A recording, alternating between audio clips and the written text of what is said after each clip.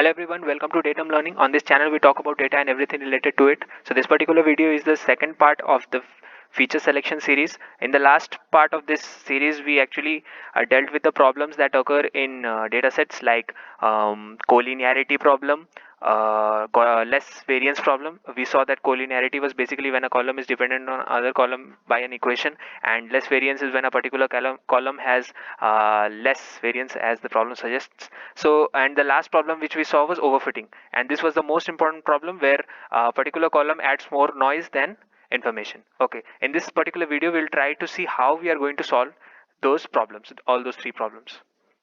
So what to do?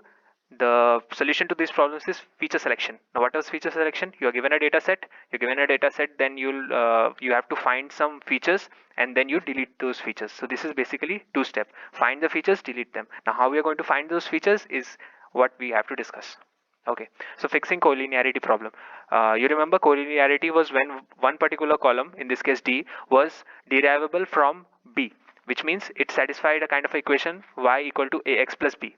Now in real world this will not be exact y equal to a plus b, it will be y is equals to ax plus b plus some noise, which means this will be 0.51, 1.5, 1.302, 9.61, this kind of what to say, a little bit some noise will be there. Okay, so what we need to do is basically we need to find the correlation matrix. Now let me explain correlation matrix in a very simple manner. I'll definitely go deep into correlation matrix and other concepts that I'll discuss in this video in depth in for upcoming videos, but not now. Okay, in further videos I'll do that, but I'll just give you a gist, just enough for you to understand this. Okay, so correlation is basically between two columns. Number one, when we have two columns, you see when numbers of one column, okay, if they are decreasing downwards, in this case it's increasing 12.6, 13.9, it's in increasing order. If the second column is also increasing in that particular order, okay, now obviously you'll not see a perfect increasing or decreasing order, but you know what I'm trying to say.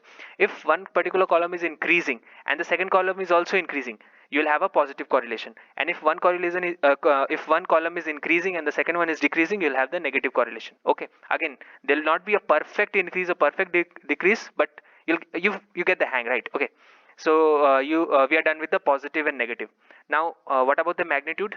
If one column is increasing, if the second column is also increasing at similar rate, okay, then you'll have a higher magnitude of correlation. Now this is very easily explained through the correlation between two same columns.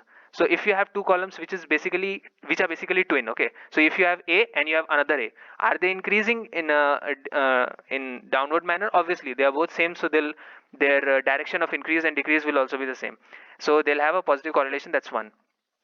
And what about their rates? Obviously when one column is increasing or decreasing at some rate, the other twin column will also increase or decrease the similar rate, and that's why you'll have magnitude of 1. So let's see the C column. So you see A and B are negatively correlated, so when C is increasing, both A and B are decreasing, that's why negative. Now you see A is decreasing less rapidly than B with respect to C, because the magnitude of A is lesser than magnitude of B in the correlation matrix. Okay, now I'll just show you the snippet of code how you'll implement how you'll find the columns that are collinear in with to any column. Okay, actually what you are doing, you are finding those numbers that are greater than a particular threshold, which I've used 0.9. okay, so obviously these columns will come, but I have excluded these columns due to the with the help of the logic. But if suppose if this column was 0.91, then you will have either A or B. So you can see this is a non-diagonal element. So this basically, it was made to take only the lower half, because this is a symmetric matrix, and when you take the lower half you get all the values, required values, and we have to skip the diagonal ones because obviously each column will be correlated to itself. And you see out here you have greater than 0.9, so D is selected. Okay, so you with the help of this code you were able to find that D is a collinear column. Okay, so this was the data set. You remember this was our column This was the target column, and this was D, which was collinear to B, and we put these as the columns, and here we get the data set. Actually, these are 5 columns, 5 rows only, but this is the pandas feature. If you put 6 here in the bracket, you'll have all the 6 rows, sorry. As I told you, you have to drop the target column, because in when you are finding collinearity, you don't check with the target, and when you drop the target, you have only the columns that are important. Okay, now data.core, this is an inbuilt feature of Python. So when you do data.core, you basically get this correlation matrix, and when you have this correlation matrix, you can see that they are the same one that we saw in the slides, and this was the code that actually was responsible for finding the feature which was collinear into another feature. So the redundant is basically a list I.call, I comma call in enumerate. This is basically the data.core is this matrix, columns is abcd. I will be an iterate, and I will be just a counter like 0 to the number of columns, and j in 0 to I. So basically this whole logic is basically trying to take the bottom triangle, okay, the bottom triangle, this one, below the diagonal, so that, because this is a symmetric, as I told you, and this is what we are interested in.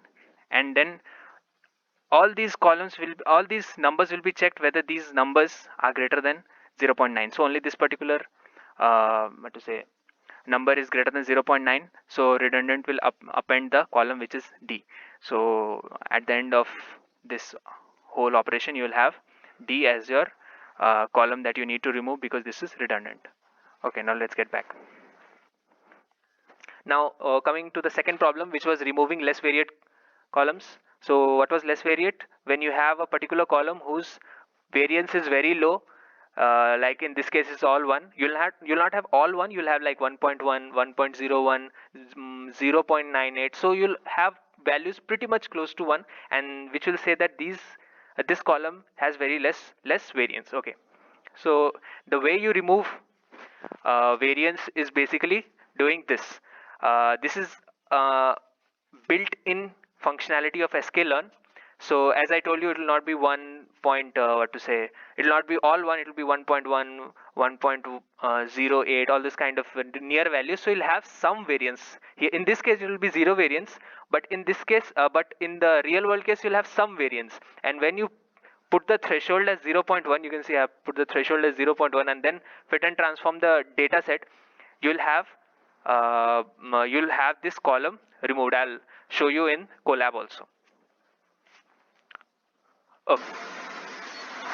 Okay, for this one you have again pandas, and the variance threshold that I showed you in the slides is basically a method that is inside the sklearn.feature selection library. So this was the same data set. Actually not.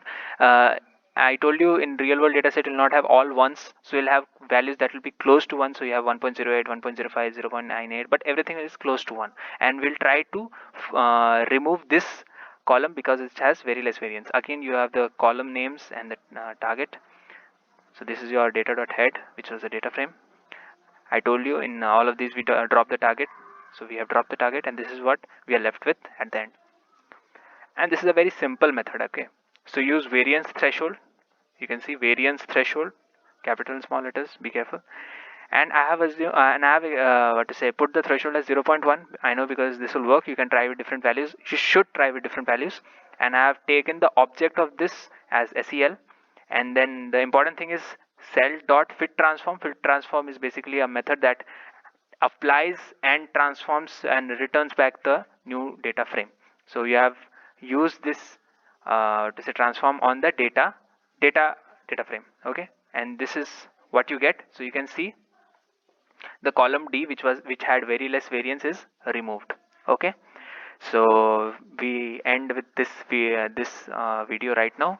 In the next video we'll definitely see the next video. That is the most important of video of all the three, because that will have that will solve the problem of overfitting, because overfitting is a problem that happens, I could say, almost all of the machine learning scenarios. So that is very important. And yeah, please subscribe to my channel. I'll try to even link the reason why you should subscribe to my channel in the description, so you can go and check that out. Okay, thank you very much.